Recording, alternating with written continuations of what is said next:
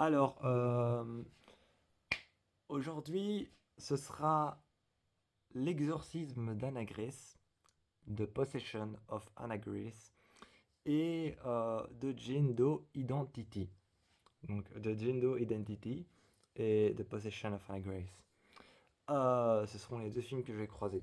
Alors, je suis légèrement en train de penser que les films sont assez connus pour que vous puissiez. Enfin, je suis légèrement en train de penser que les films d'horreur sont légèrement assez connus en ce moment pour que vous puissiez vous faire une idée vous-même.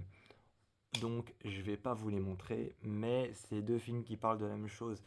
Ils parlent vraiment de cadavres qui prennent vie à cause d'une entité démoniaque ou surnaturelle, paranormale, on ne sait pas trop. Mais ça parle vraiment de deux cadavres qui prennent vie à cause d'une présence démoniaque à l'endroit où ça se passe. Alors le premier film de Gendo Identity parle d'un père et son fils qui réveillent pendant une autopsie une identité, une sorte d'identité maléfique qui va prendre possession du cadavre qu'ils sont en train d'autopsier et ce cadavre va faire apparaître des choses étranges.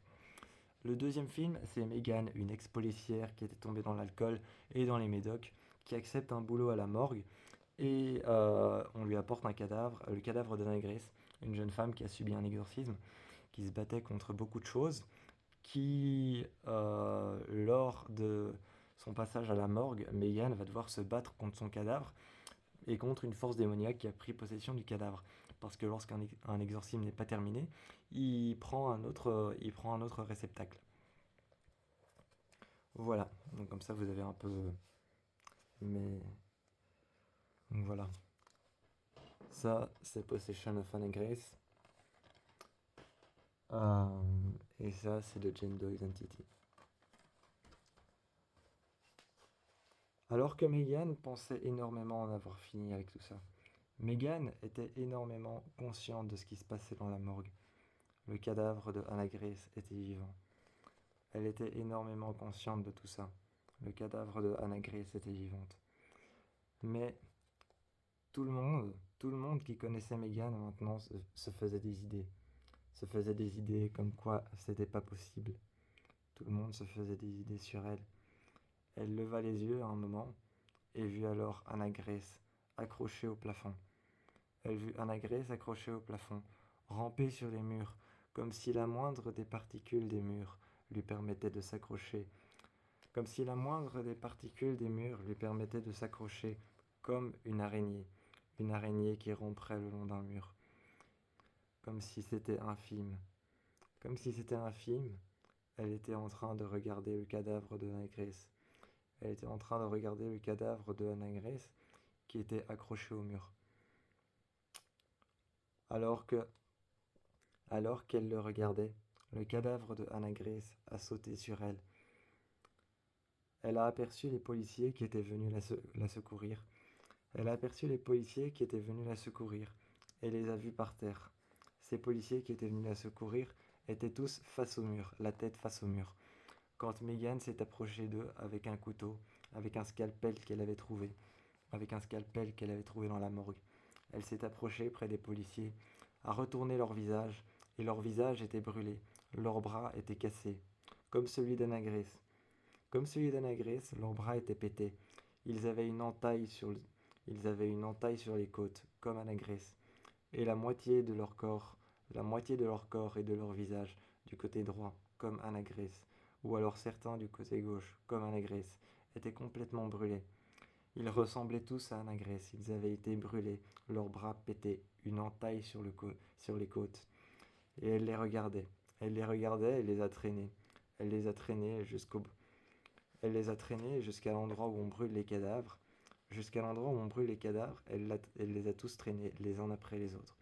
Mais elle ne savait pas une chose, c'est que Anna Grace était bel et bien consciente. Anna Grace était bel et bien consciente que, que Megan était en train de brûler tout ce qu'elle faisait. L'œuvre de Anna Grace. L'œuvre de Anna Grace, Megan était en train de la brûler.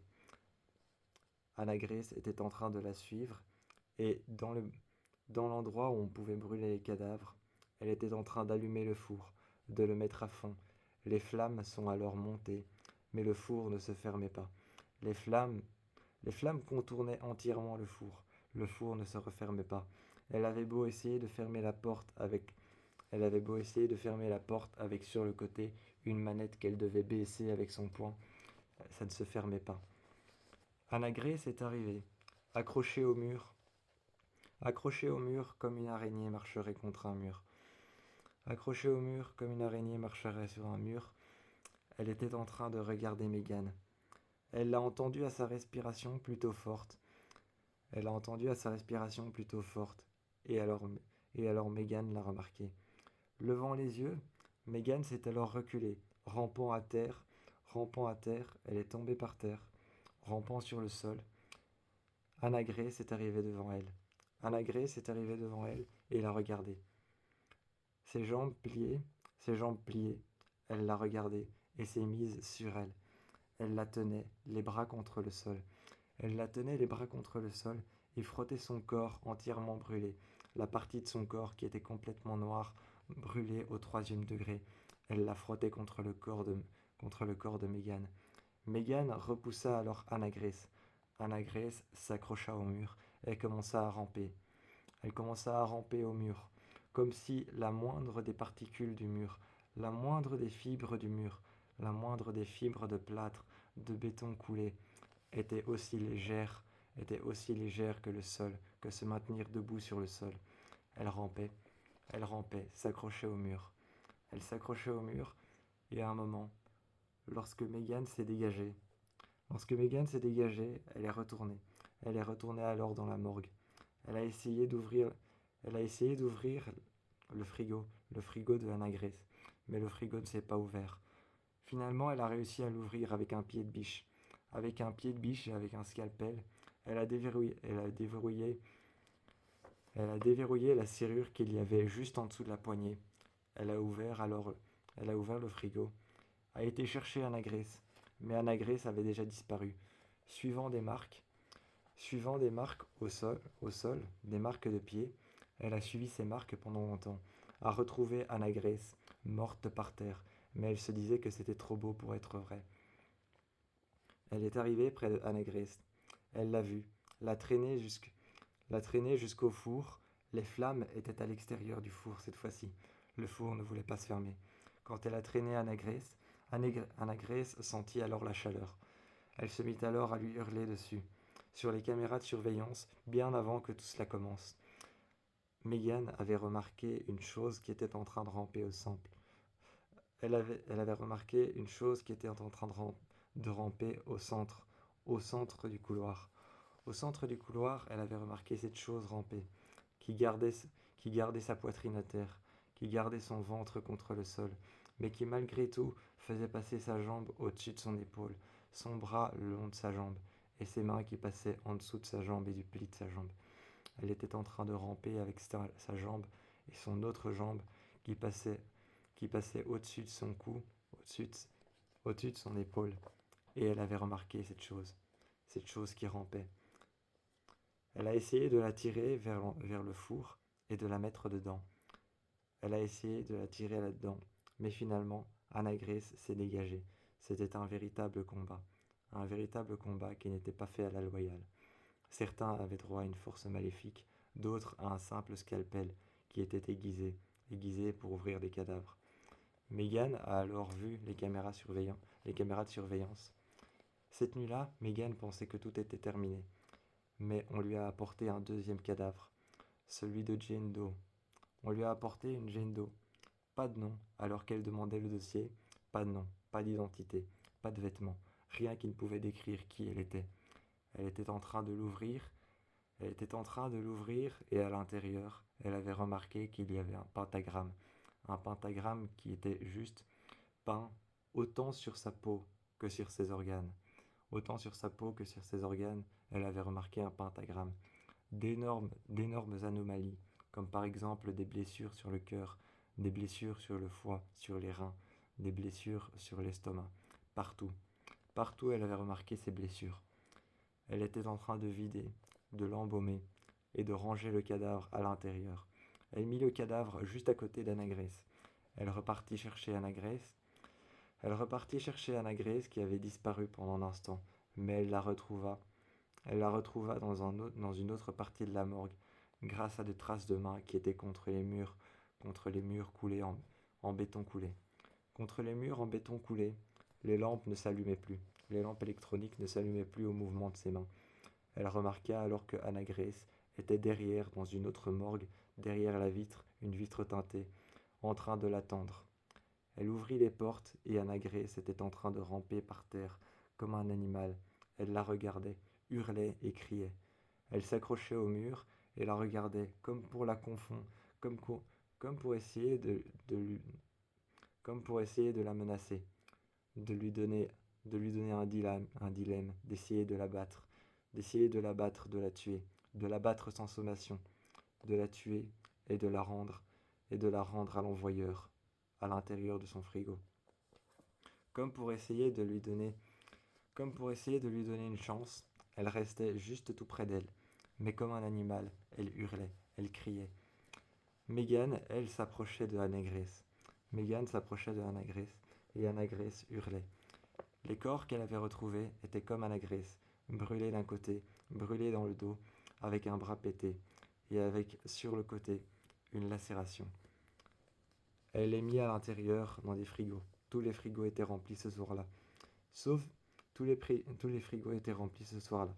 Mais alors qu'elle était revenue dans la morgue, le frigo de la Jane Doe était ouverte et la Jane Doe était allongée sur la table. Elle était allongée sur la table, puis elle tua Anagrès. De sang-froid, elle reprit son arme. Elle reprit son flingue qu'elle n'avait pas hésité à prendre. Ce soir-là, elle reprit son flingue qu'elle n'avait pas hésité à prendre.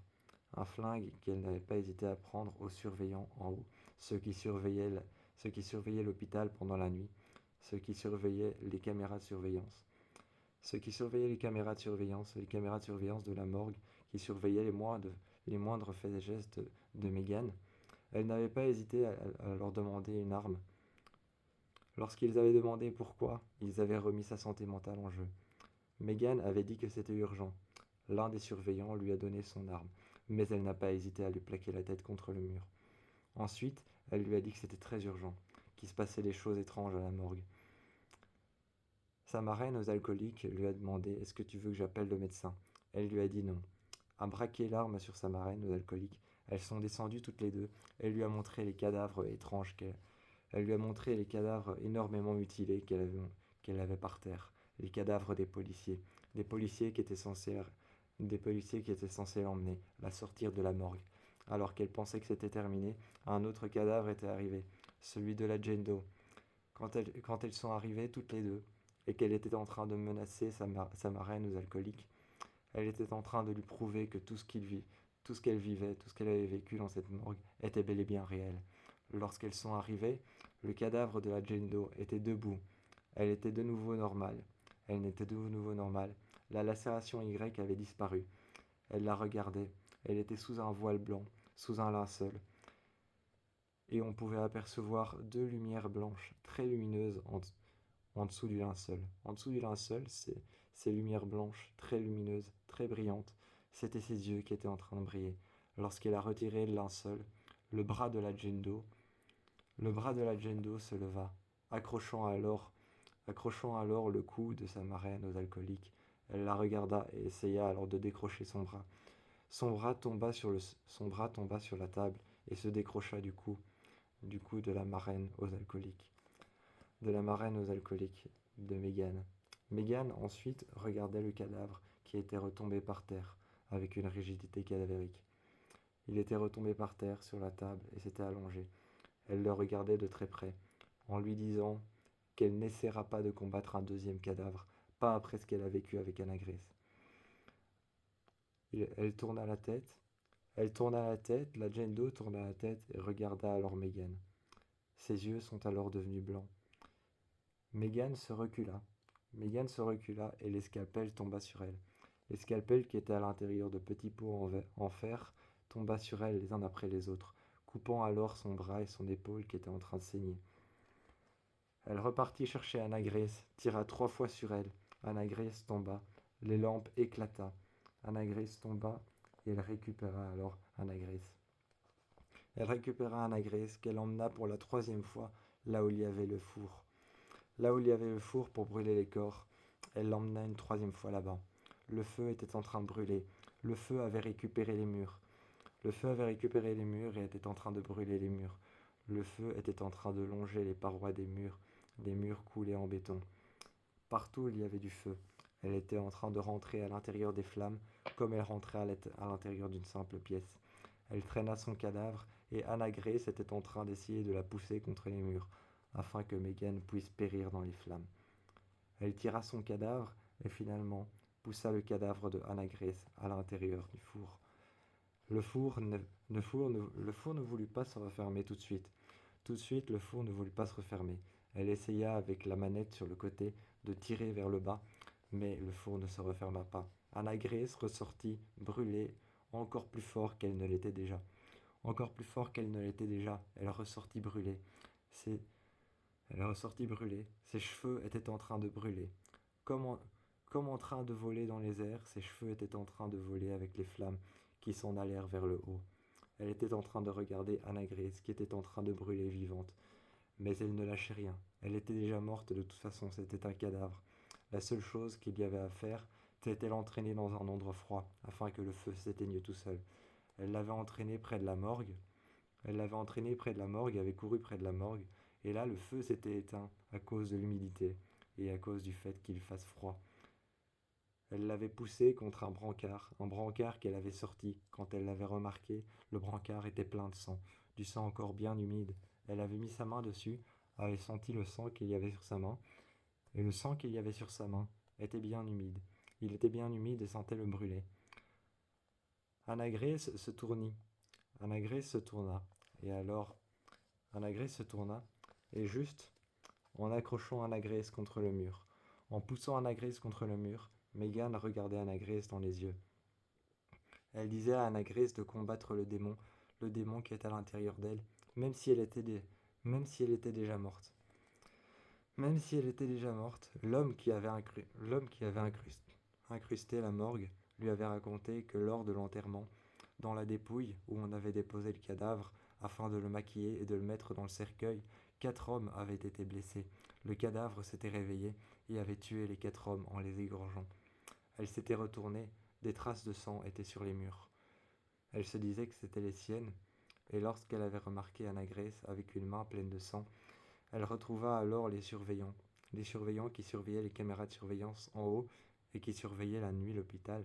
Elles les retrouvèrent par terre, égorgées, avec elles les retrouvèrent par terre, égorgées, avec une scarification le long de la gorge, digne de celle d'un chirurgien, aussi lisse et aussi digne de celle d'un chirurgien, qui aurait pris son scalpel et qui aurait fait une petite lacération toute droite. Elle regarda alors sa main. Ses ongles étaient assez longs pour pouvoir s'incruster à l'intérieur de la chair et créer une entaille. Elle regarda Anna Grace et la poussa vers le feu. Elle la poussa sur le brancard et l'enferma à l'intérieur de son frigo. Une fois que Anna Grace s'était calmée, elle revint la récupérer. Quand Anna Grace s'était calmée, elle revint la récupérer. Elle l'euthanasie avec un calmant. Avec un calmant, elle l'euthanasie et la traîna alors jusqu'au four. Là, elle traîna le cadavre de Anna Grace sur le même brancard sur lequel il y avait du sang. Ensuite, elle poussa le cadavre de Anna Grace qui essaya en vain. Le cadavre de Anna Grace essaya en vain de s'accrocher au four, aux parois du four, aux portes du four qui ne se refermaient pas. Mais Megan, elle, s'accrochait à ses mains et défaisait ses mains alors des portes du four. Anna Grace avait été brûlée vivante. Tout était fini à la morgue. Malgré ça, Megan était encore enfermée avec la Jane Doe. Elle ne savait que en faire et l'avait enfermée dans un frigo. Sur une simple petite notice, elle avait marqué Jane Doe. Tout était fini avec Anna Grace, mais qu'allait-il recommencer avec la Jane Doe? Voilà, ça c'était mon crossover entre Jane Doe Identity et l'exorcisme d'Anna Grace. Je sais que ma voix a déconné un peu, je suis désolé. J'ai trouvé ça plutôt sympa à faire. Dites-moi ce que vous en avez pensé. Et quel est votre film d'horreur préféré entre les deux? Moi, je vous fais plein de bisous. Et au prochain, à la prochaine histoire, à la prochaine fanfiction. Et au prochain crossover.